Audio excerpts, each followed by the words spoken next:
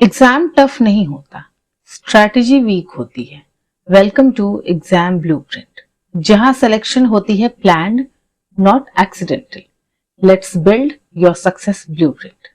Welcome to our channel exam blueprint. मैं हूं आपकी सीनियर एजुकेटर। तो आज हमारे चर्चा का मुख्य विषय क्या होगा? आज हमारी चर्चा का मुख्य विषय है एआई इम्पैक्ट समिट और उसमें हस्ताक्षरित किए गए दिल्ली डिक्लेरेशन। लेकिन इस विषय की विस्तृत चर्चा से पहले हम कुछ महत्वपूर्ण करंट अफेयर्स के ऊपर नजर डालते हैं जो आने वाले सारे एग्जाम्स के लिए बहुत इंपॉर्टेंट है। तो क्या है वो करंट अफेयर्स? हमारी पहली बड़ी खबर आ रही है वॉशिंगटन से, जहां यूएस मिलिट्री ने कहा है कि शुक्रवार को उसने एक खतरनाक हमले में ड्रग्स का व्यापार करने वाले एक नाव को तबाह कर दिया। यह घटना पूर्वी प्रशांत महासागर में हुई तथा इसमें 3 लोग मारे गए। हमारी दूसरी बड़ी खबर आ रही है कीव से, जो कि यूक्रेन की राजधानी है। एक समाचार पत्र आस्ट्रा का कहना है कि यूक्रेन ने रूस के अंदरूनी हिस्से में बने एक मिसाइल फैक्ट्री को निशाना बनाया। इस हमले में यूक्रेन ने ड्रोन का इस्तेमाल किया और यह शनिवार को किया गया।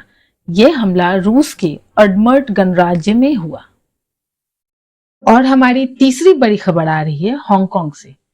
हांगकांग सरकार ने $512 मिलियन की पेशकश की है वैसे मकान खरीदने के लिए जो आग से बुरी तरह से क्षतिग्रस्त हो गए थे।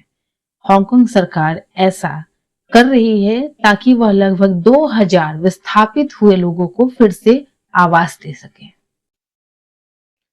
हालांकि ये करंट अफेयर्स कुछ पुराने हैं, लेकिन आने वाले सभी परीक्षाओं के लिए बेहद महत्वपूर्ण है।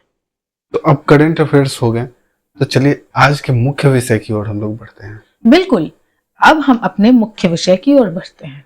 तो आज का हमारा मुख्य विषय है नई दिल्ली में संपन्न हुए एआई इम्पैक्ट समिट से संबंधित, जहां पर 85 देश और 2 अंतरराष्ट्रीय संगठनों ने दिल्ली डिक्लेरेशन के ऊपर अपने हस्ताक्षर किए।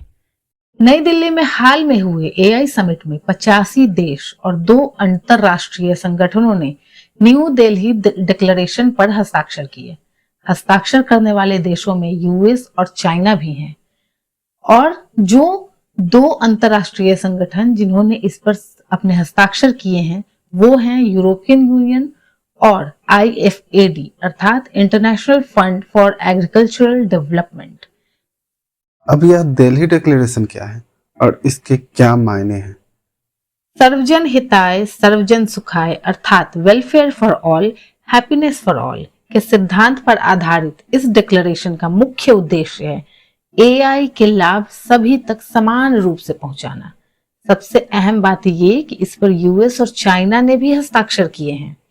यह डिक्लेरेशन एआई के सुरक्षित इस्तेमाल पर ध्यान देता है, जिस यूनाइटेड स्टेट्स ने पिछले साल के पेरिस डिक्लेरेशन में नकार दिया था। हालांकि इसका ज्यादा झुकाव नॉलेज शेयरिंग पर है। अच्छा, तो इसके अलावा इसमें और क्या विशेष है? 900 शब्दों का यह कथन प्रस्तुत करता है charter for democratic diffusion of AI as a voluntary and non binding framework to promote access to foundational AI resources, support locally relevant innovation and strengthen resilient AI ecosystems while respecting national laws. तो इस कार्यक्रम के महत्वपूर्ण अतिथि कौन कौन थे? इस वार्ता में US ambassador to India Sergio Gor, Bhutan के PM Tshering Tobgay, Open AI CEO Sam Altman, केंद्रीय मंत्री पीयूष गोयल के साथ शामिल हुए। अगर वीडियो हेल्पफुल लगा, लाइक करें और चैनल को सब्सक्राइब करें। अगली क्लास में मिलते हैं और याद रखें, follow the blueprint, not the crowd.